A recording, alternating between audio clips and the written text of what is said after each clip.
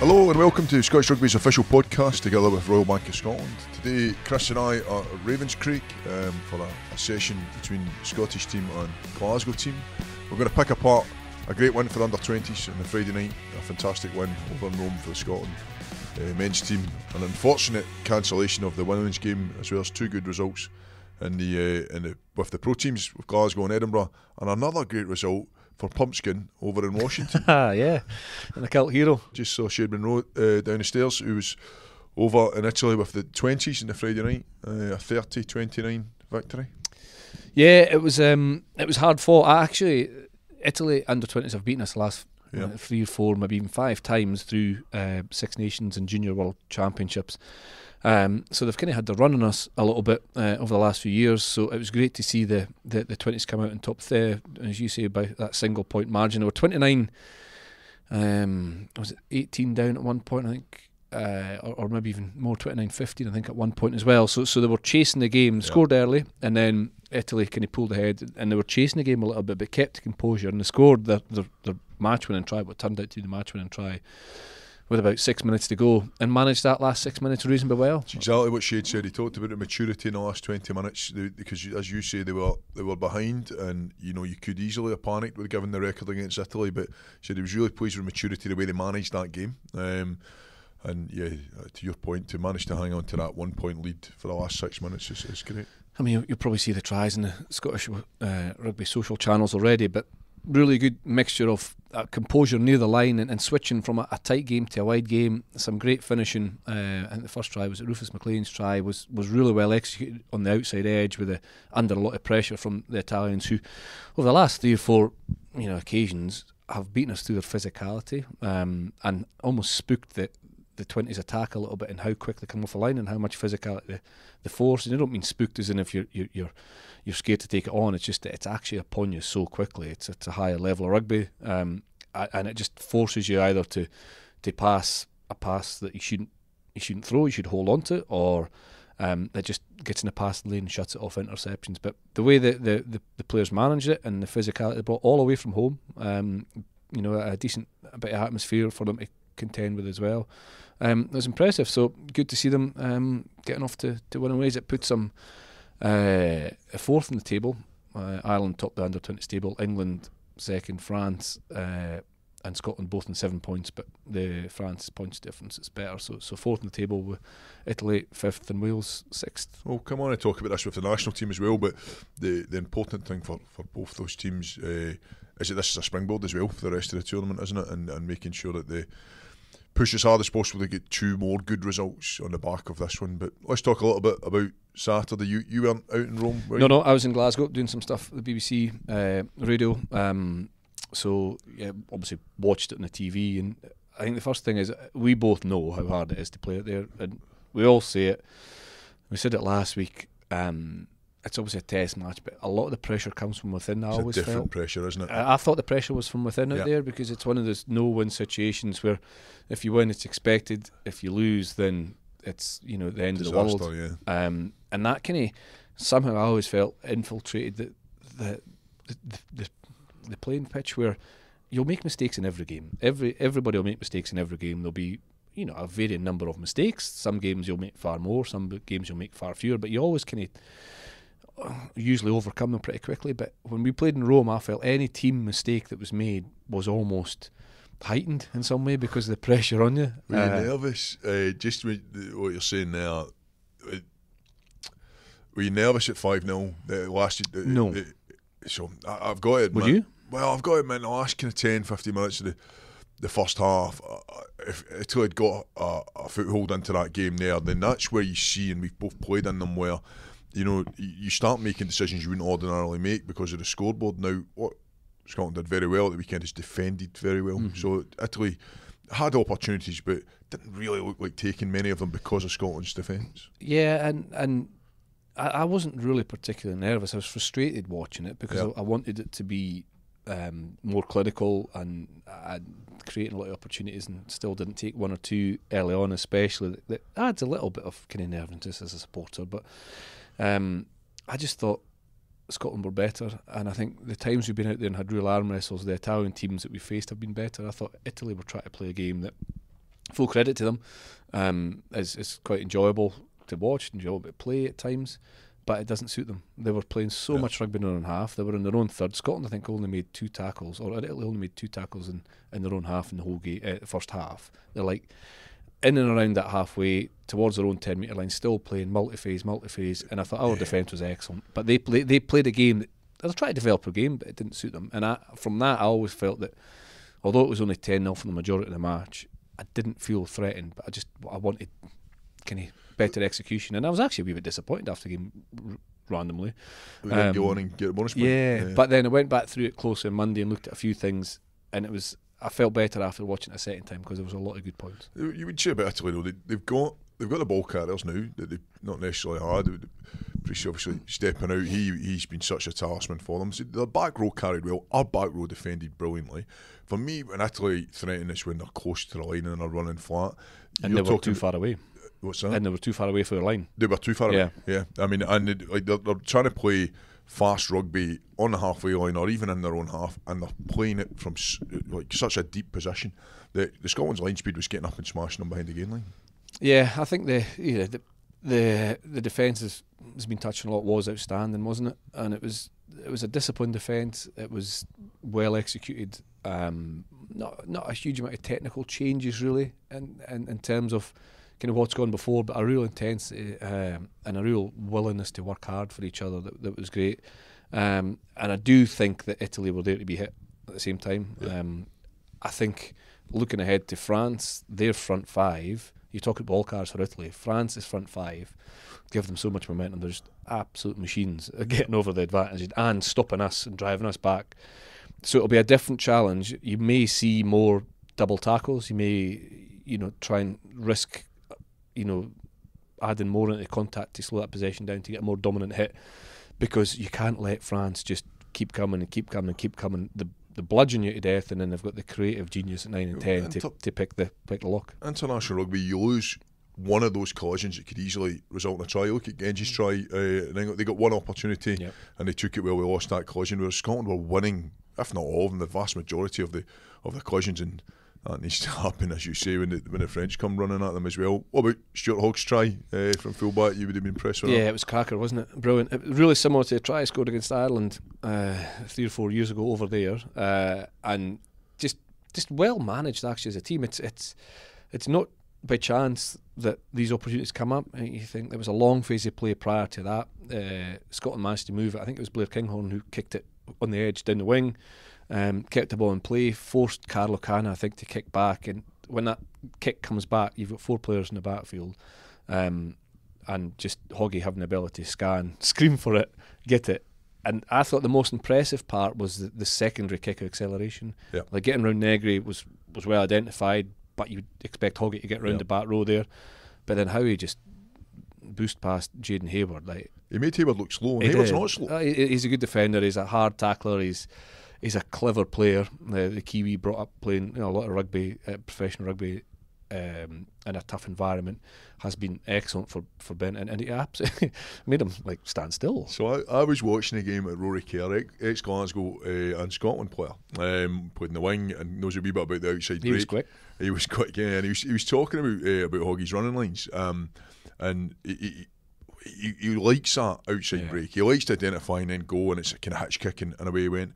And just about a minute before, Rory's talking about him, and I'm not saying he was giving him a hard time, but he was questioning whether maybe there's needs to be more, maybe an inside step or whatever it is, and then Hoggy does that. And Brilliant. The thing is, teams opposition probably know it's coming, because you look at him and he does do it quite a lot, but to your point, he identifies the space, he identifies the mismatch in the line, and then he goes. Yeah. And then they have the ability to do it again. You're looking at him thinking he's running full speed, and then he goes quicker. Again, kicks again. It was that secondary kick, honestly, and if you're being critical of Jaden Hayward, what you would coach your own fullbacks to do, or what in that backfield, what you'd want to see is come forward. Now it's a totally unnatural thing to do, because you're seeing somebody with the kind of footwork of Stuart Hogg run. You naturally kind of sit back thinking, on your heels a little bit, and you try and position him, go forward, take the time and space away. Take the decision away from the attacker. Come up on his inside shoulder, so he can only go one way, and get up quickly. So if you think the speed that Stuart Hogg's running at, and you coming forward 2 or 3 strides is it's so far. Like if you get up and shut it down before he gets it, but I take that away. Because it sounds easy. It sounds easy. It probably looks easy as well sometimes when you see these high camera angles. Oh, why doesn't he just come forward? Like, it's so difficult. Adam Hastings took his well. He played himself into the game. He managed a team there that won 17-0. And we can argue we can play better, but he did his job. Yeah, it's he'll be frustrated at elements of it, obviously, and it's a kind of performance that we've seen a lot of individuals kind of have over there where they struggle in those decision-making channels at times, but he'd had some really good bits as well. His try was well finished. I thought the second try actually was probably Hoggies was just genius, but the second try just after half-time was really good, I felt, because it came out the second half with a clear purpose as to how to attack their defence, which is attacking really close to the breakdown. Got through 2 or 3 times. Hamish got through really well, supported by Magnus, and that pop up to Jamie just failed to go to hand. And then immediately after that, they play from the scrum, we win the penalty, and we go again. And it was just really good kind of attack play. It took a long time to come, that try, but it was good discipline. Someone who've been critical of the team really in the opening couple of weeks.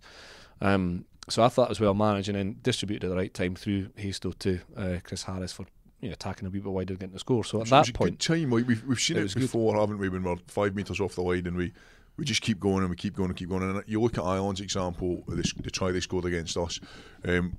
Now Scotland's interplay wasn't as intricate as Ireland's was in that example, but it's about making the right decision, isn't it? It's about knowing when to go. And there was an overlap there. Chris sat slightly off Adam's shoulder. Well, that was the thing. The fact that it turned out to be a reasonably simple finish because of the build-up beforehand. Yeah, I think so. I think it probably could have gone earlier, and there's times that in the game where I think it could shift that a little bit wider. When we say wider, we don't mean throwing long passes, loopy passes out to the outside edge. You just actually mean shifting it so you engage another defender rather than the first defender or the second defender really close to the breakdown.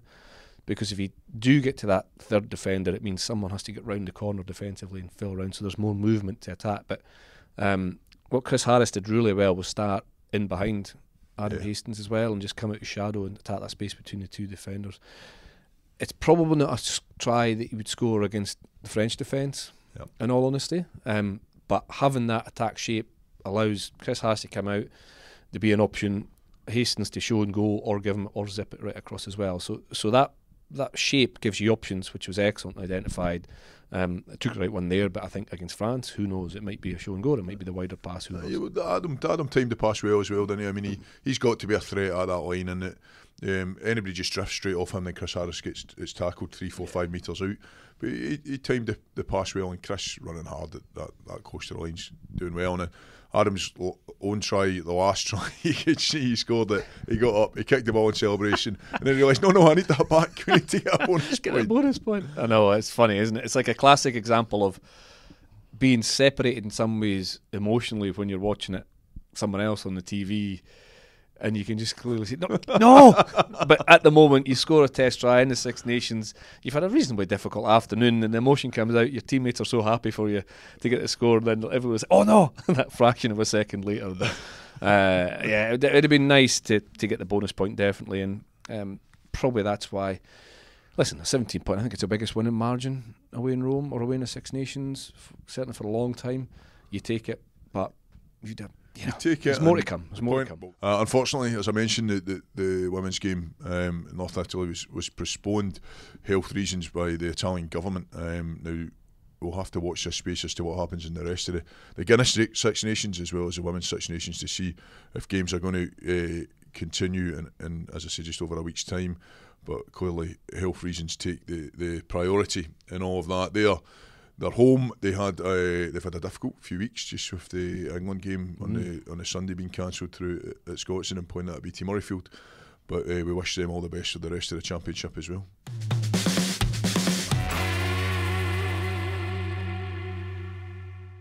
Well, you've heard our thoughts on the games at the weekend, including Men's International in Rome on Saturday. But now the opportunity to hear from Gregor Townsend and Stuart Hogg, who spoke shortly after the final whistle. We've executed in parts. An exciting thing for me is we can get better, but we'll enjoy that one. We managed to keep the home side to 0 points, so very, very pleased with that final outcome.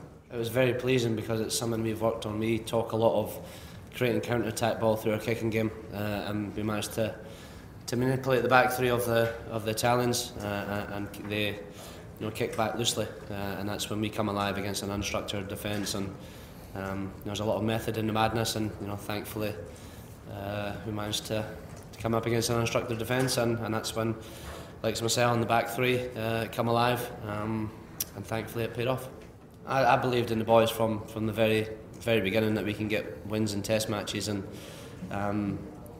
we hadn't performed the way we wanted to in the last couple of games, in little bits and pieces, but the exciting thing is, as I said earlier, we can get better, and this group is hopefully now on track. It's a huge confidence boost for us to kick on now, and the challenge for us is taking it into France. It's one thing getting a win. Yes, we'll enjoy it, but we'll work incredibly hard to back that up against France in a couple of weeks. Yes, nothing is more pleasing. I think when you come away from home against any team, you don't concede a try, you don't concede a point, and you've put in a very good defensive performance. And the way the game at times was played, there were mistakes from both teams. So huge encouragement is how we got back and scrambled in defence. At times we looked really comfortable in defence, as Stuart mentioned, but we did have to work hard to stop line breaks when we'd made an error or Italy had some good play. So that effort, that togetherness, and then to get the turnovers as well when Italy were attacking was pleasing.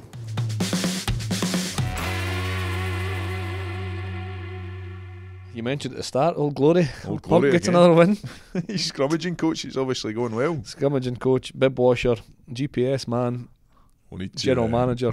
We'll need to get him back on. We'll get him back on next week, and hopefully off the back of another fine result, but we'll get him back on. Well, it's good. When you think of a new start-up team playing in an established league against established teams and winning 2 of your first 3 games, I mean, it's hard to do anyway, but as a start-up, it's really good. I would say 22-13 victory at the weekend. It makes a massive difference for them to, obviously as a start-up, to get a couple of wins early on. You think of the difference it'll make in the mentality and the staff, the supporters, the players. So congratulations to them again. So you're about to go back onto the training park?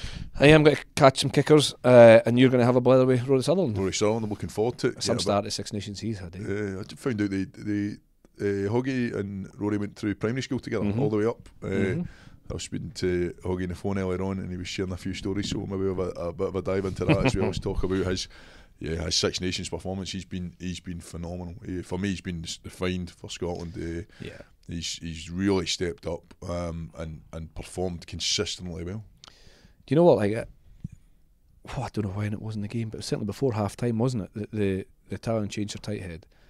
So it came after a kind of 2 or 3 scrums where head to head, Saz had done really, really, really well, and you don't see that very often. Like a starting tight head being replaced in the first half, and I think it was probably as a direct compliment to what Rory Sutherland was doing in there. The starting tight head came back on. I think Richie only got injured later on in the game, so he had another crack at him. But really, really impressive to see how he's just fitted in and brought that dynamism in and around the game plan, but also set piece work has been brilliant. So you'll enjoy talking to him. He's a good character as well. I think there's a bit in him, so I'm looking forward to chatting to him. We'll go just now, Chris. I'll get away. I'll get in the picture. You enjoy. I'll grab Sus.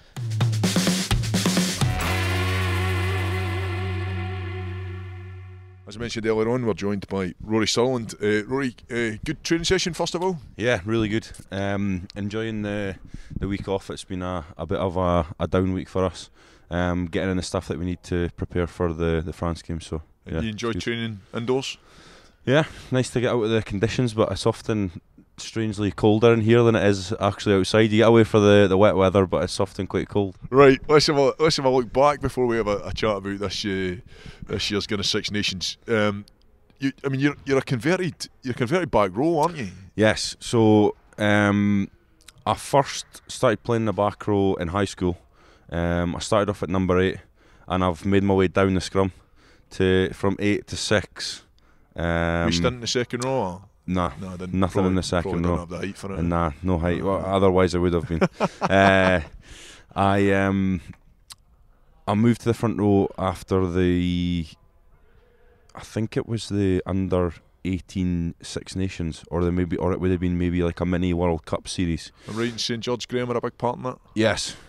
So afterwards, to try and cut a long story short, I went to Hawick. I played there for a season and a half at Loosehead, and I never really had a clue what I was doing, to be honest, for the first year and a bit. It was more just brute strength and a bit of heart. Got me through it. And the coach at the time, Derek Armstrong, moved to Biggar. He asked a few of us to go with him, so we went up there. I enjoyed my year there. It was different.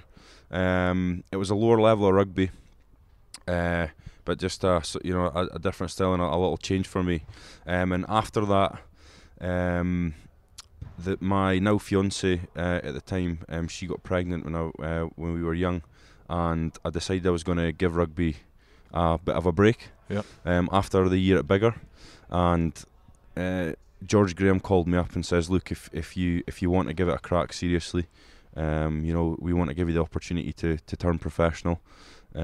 So I said, "Yeah, I'll how come." old are you at that stage? I would have been 19. 19. So a couple of years at Gala. I was maybe 19 turning. It'd be 19 turning 20 because it was 21 when I went to Edinburgh. Right. So I went there with George and had a good pre-season. And played a lot of rugby for them and really enjoyed it. And he's a good man, eh? He's really good. A spade's a spade with him, isn't it? Aye, and he taught me a lot. He did. He taught me a lot on and off the field, and a lot of attitude on and off the field. George taught me, so I really enjoyed my rugby there, and I think that was a turning point for me in my career. Was going there and spending a year with him and developing my game at prop. And yeah, it worked out. I'm old enough that I played a bit with and against George, and he was a tough player. You could tell that by his coaching. His coaching's the same. So he coached me as well. He coached me at national level, and again, spade's a spade. And scrummaging sessions that we did were brutal, and you could see he was edging to get in there as well. But going to Gala for a year or two, that must have been a wee bit tough for a Hawick boy, was it? I think at the time, obviously you take a lot of stick off for your mates and stuff. That's standard. But at that time, rugby was sort of taking that bit where players were quite happy to move. Not that it lost a bit of loyalty for your hometown, but players were moving and willing to make that change. So at the time, a lot of people were doing it. So I was quite happy to jump on the bandwagon and give it a little give a change. I mentioned you're a Hawick boy. Another reasonably well-known Scottish Hawick lad is Stuart Hogg, and you guys were at school together. You from primary school all the way up? We did, yeah. We went to Trinity Primary School together, and we went to Hawick High School together. We didn't live far away from each other. We used to hang around outside of school. We used to walk to school in the mornings, played all rugby together.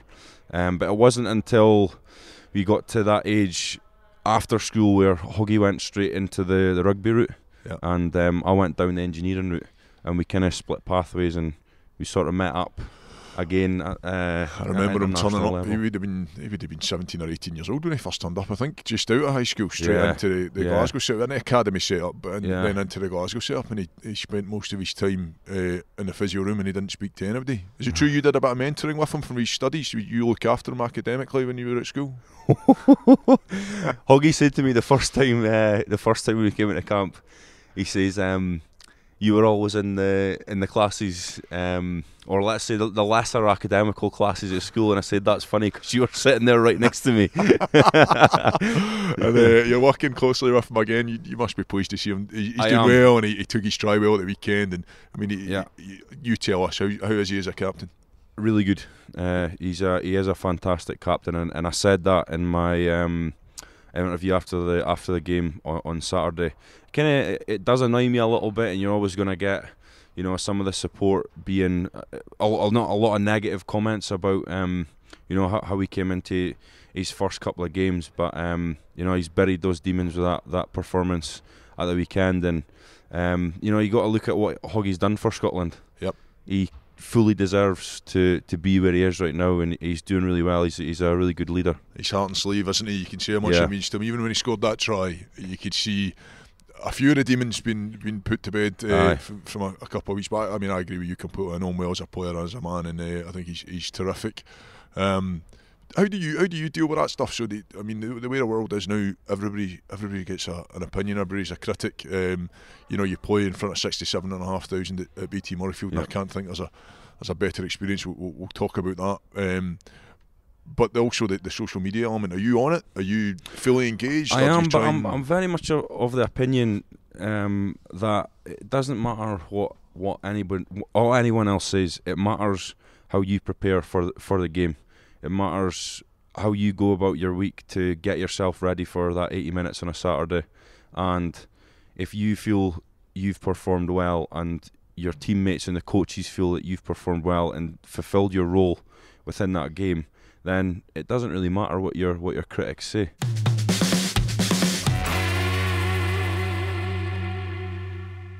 Let's talk a little bit about your journey more recently. You've not had it easy. You've had your injuries as well, and you've had to work yourself through that. Does that make it even more special now with this opportunity? Absolutely, that's come your way? Yeah. And I'm very, very appreciative of the opportunity that I've been given, and I've really enjoyed it. You've worked incredibly hard through those injuries. It's not been easy. Give us a bit of insight into that.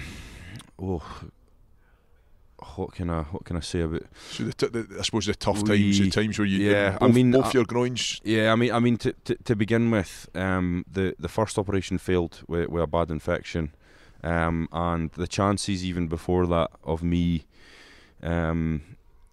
playing rugby again were very slim. So when I got the bad infection and the operation failed, it was a really tough time. So how long back are we going to that? So that was when it first happened. It would be 4 years. 4 years. 4 years. So 4 years ago, you were staring down the barrel, or maybe not playing again. Yeah, exactly. And then when the operation failed, it got even worse. There was a lot of. I've talked about it recently. There's a lot of anxiety, a lot of depression, and thinking back to that time, it was tough. I mean, after the first one failed, I went home and they said, look, to give this best chance, you're going to have to do nothing for 3 months.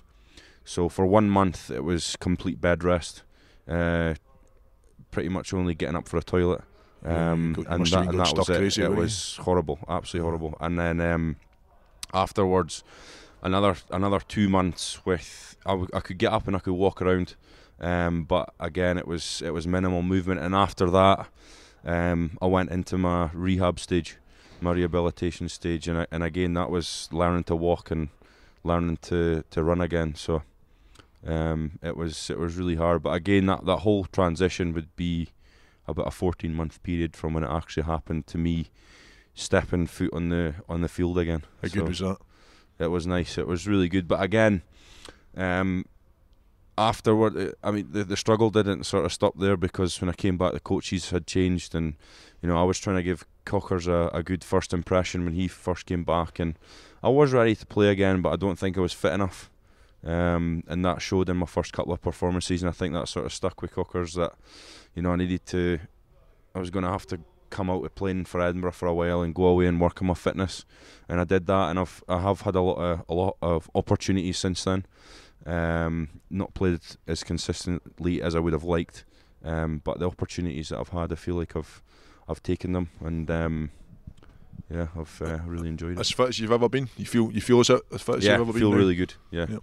Feel fit. I mean, they've done a really good job with me at Edinburgh to get me to where I am now. You say that, but I know how hard you've worked in behind as well. So let's look at this Six Nations. Now, mixed results. A great win at the weekend, but from your own personal point of view, to get that opportunity to start and make the jersey your own in the first 3 games, you must be delighted with the way not only you've gone beforehand to earn that right, but also how you've played in the games. Yeah, like I say, I've been absolutely loving it. Training's been amazing. I've really enjoyed working with Gregor, Dan, Steve, and Peter, the scrum coach. They've been fantastic to work with, giving me a lot of confidence to go into the games, and it's just been a really positive camp to be in. You mentioned Peter de Villa is there, the scrum coach who's recently in. How much interaction are you having with him? Is he permanently analysing the games as well as working with you? So we'll have a 5-minute catch up before a game, and then a 5-minute catch up afterwards, just to go over. So pre-game to go over the things that I need to work on, and then afterwards a bit of review and just to have I met those goals, what I need to do going into the next game. But even in the sessions. He's not tried to. He's not tried to change everyone personally. It's more working well as a collective and working well as a unit, and it's worked really well for us the past 3 games. Now, again, looking at the last 3 games, what have you learnt? What are you sitting here now? And it's maybe a difficult question to answer, but what are you sitting here now thinking about international rugby? Is there anything that comes to the front of your mind? I think on a personal level, and what I'm thinking myself is that it's. Being back at international level has given me a lot of personal confidence and a bit of belief back in myself that I can actually do it again. Having 4 years out is, like I say, it was really tough. And you were young when you first got capped. I mean, how old were you when you first got capped? 4 years ago, so I'd have been 23. Yeah, 23. So I was young, and it's you know yourself. You've done it yourself. When you make that breakthrough at international level, it's amazing. It's all you've ever dreamed of since you were a kid. So to have that taken away from me after those 3 caps was very hard to take. So being back here now is very special. I'm really enjoying it. I think at 27 you are now. Although you would have loved to have those 4 years back and added to that cap number, but for me anyway, watching you play, you look as if you've been in that jersey for 5 years, for 10 years. Thank you. Appreciate that. Generally, and Chris and I were talking about it earlier on, your consistency of performance has been phenomenal, and teams are clearly now looking at you and that front row and the front 5 and know they're going to come up against it. So I suppose from us it's brilliant to see you owning that space so well. So let's look ahead a little bit. You 2 big games left. The French, I don't know if you saw the game at the weekend. I'm sure you've analysed it already, whether it was live or not. But they're going to be good. They're going to be big. They're going to be physical. So definitely. A lot of it's going to come down to you boys up front to make sure that we front up. I'm really looking forward to the challenge. Every week's been a new challenge, and I think, like you say, the French could be one of our biggest up front. But again, for me. It's just like you say, it's just backing up my performances, make sure that I go out there and do my job for the 80 minutes or however long I'm on the park. So yeah, really looking forward to it. And let's briefly look past Edinburgh having a phenomenal season. I watched them again at the weekend. There's an incredible amount of competition, loosehead at Edinburgh as well. Yeah. But you must be delighted with the way the team's going when the boys are away, and that's what you look to get back in there and firstly fight for that jersey. No, absolutely. I think Cockers has created a really good environment at Edinburgh, a really hard working environment, and it's probably played a big part, to do with me sitting here today at international level. So. He's breeding that in all the boys, and it's good to see them going well while we're away. Yeah. Well, thank you very much for your time. I know we've been straight off the training field here. We've learnt an awful lot about what makes you tick. It's great to know that you did mentor Stuart through school, and I'll make sure. I'll give him a message after this to say that's true. We'll keep that bit in. Absolutely. So best of luck in the next 2 games, and as I say, for the remainder of the season. Thanks very much. Really appreciate it.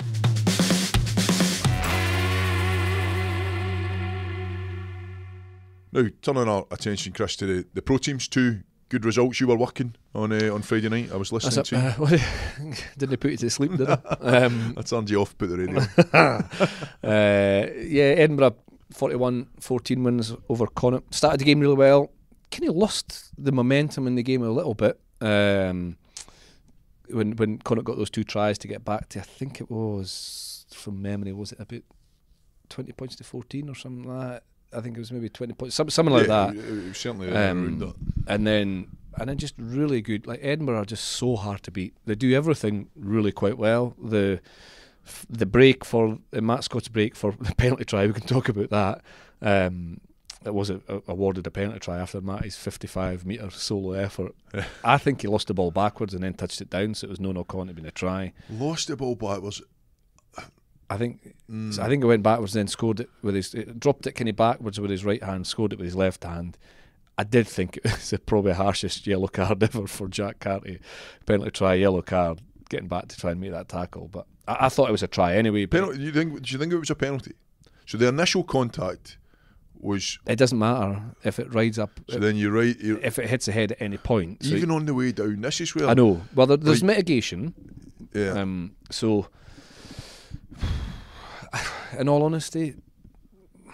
I could have seen it easily just being a I thought just knock-on. a try. I thought he knocked it backwards. Well, yeah, either try or knock on. I didn't. I thought anywhere else in the park that's given us a knock on. Yeah. Now super slow. Well, you're looking to try and get it right, but yeah, I felt penalty try and yellow cards harsh. yeah, it's incredible. We talked about this, didn't we, about the double sanctions last week. It's a double sanction. I mean, it was a brilliant effort from Matty, as you point out, but I think it could have easily gone the other way.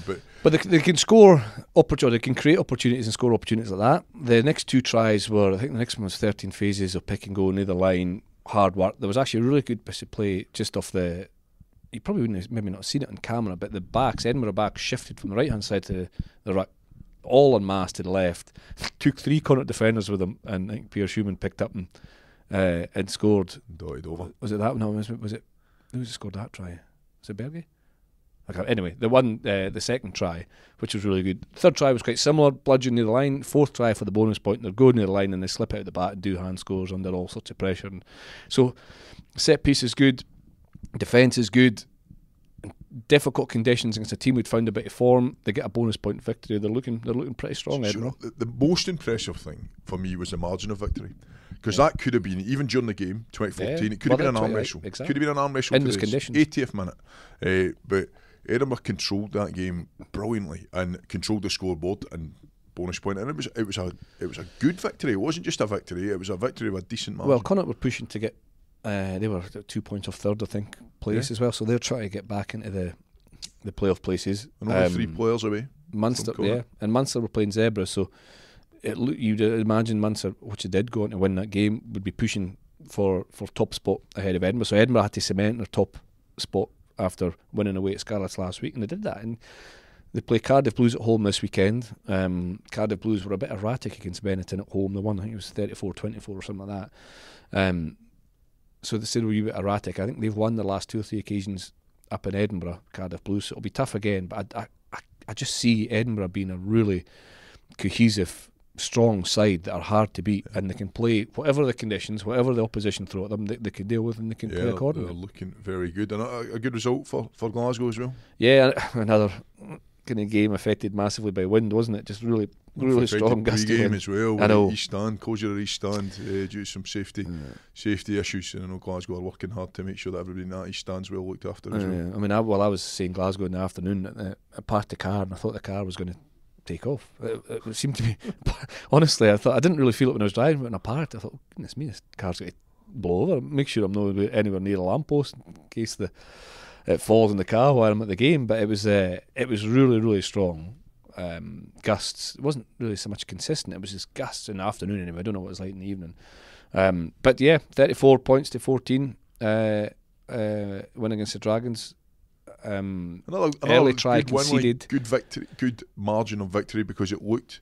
Well, the Dragons half-time. played well. Yeah, the Dragons played well. They played well in the first half. Into the wind. Yeah. Quick try at the beginning. Yeah. Did you feel for Jamie Dobby? No. Off the top at the front. He'd recovered pretty well, didn't he? Left-handed pass. He recovered very well. It was off the top of the front line. That's what I was thinking. Off the top at the front, not even a down and check at the front and try and push Do him a wee you bit. think the Dragons had read that in analysis and read what was coming, or do you think? So I think it was took a pre-planned risk for the Dragons, and I tell you why is because they shifted back and marked middle and tail in the line out. So gave them and it was and gave them the front, and it's blowing a gale. So I'm looking at it, Why going, what are they doing? Glasgow go off the top at the front, and as I say, left-handed pass from Jamie. I think it was absolutely. It looked pre-planned to me as well, because he saw 9 almost taking a risk before the pass is even thrown. Like, so, as you're saying, he's maybe read the fact that it's off the front. It's got to be a longer pass, but a decent finish as well. But Jamie recovered really well, man of the match. Really good performance. Had some excellent kicks in the first half with the wind. He fights hard in contact for a young lad, doesn't he? Broke through, wriggled through 2 or 3 challenges to make 30, 40, 50 metre line breaks and just facilitated the team. His passing's excellent, so a really good effort from such a young guy, 18-year-old. Yeah, and a good, as you say, a good result, an important result for Glasgow. It could have been an arm wrestle throughout the whole game, but they controlled it well. They've got a nice balance, Glasgow, at the moment, with the experienced guys like Tim Swinson and Rob Harley in the second row, who they both played well. Yeah, Swinson got a try, didn't he? Huge amount of caps. Yeah, Swinson got a try. I was waiting for the celebration of old. The old muscle man celebration. Muscle man, but it didn't come. It's too tired. But yeah, Glasgow were impressive. Dragons fell out the game a little bit, and Glasgow controlled it. But you've got to beat the guys in front of you. Well, that's the thing, and the Dragons actually came to play. I thought maybe it would have been not damage limitation, but like a couple of times in the last couple of seasons they've come up and not offered a huge amount other than just like real spoiling tactics. But they obviously got off to a great start. Initial try that would have given them a lot of confidence, and then they went on, played well. I wish Glasgow's probably more to do with Glasgow and the performance they put in. I thought they started controlling the game the way you would want them to do at home. But always tough when you've got guys dropping back in and out of national teams. But ultimately 2 great results for the pro teams. Well, it takes them up to 3rd in Conference A, so they're into the playoff spot. Cheetahs are 3 points behind and 4th. And looking at the games, coming ahead, it's going to be pretty tight. There's still the belief that Glasgow, because they play Ulster as well twice, I think you could, if we win the games and really target it, you could almost target Munster as well in that 2nd place spot. They're on 41 points, Glasgow, and 34, Cheetahs on 31. So it's the goal's obvious for the Glasgow lads, and they'll go after the start this weekend away in Dublin to Leinster. Leinster haven't been beaten this year, although Glasgow did win over there last year in the regulation fixture. So take confidence for that, but Leinster are a juggernaut, aren't they?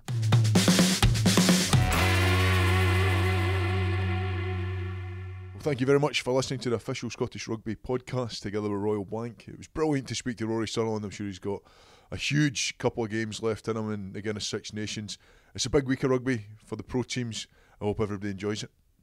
Don't forget, the application window for the Royal Bank Rugby Force is now open. To be in with a chance to win the practical and financial support to kickstart your club season, search Royal Bank Rugby Force.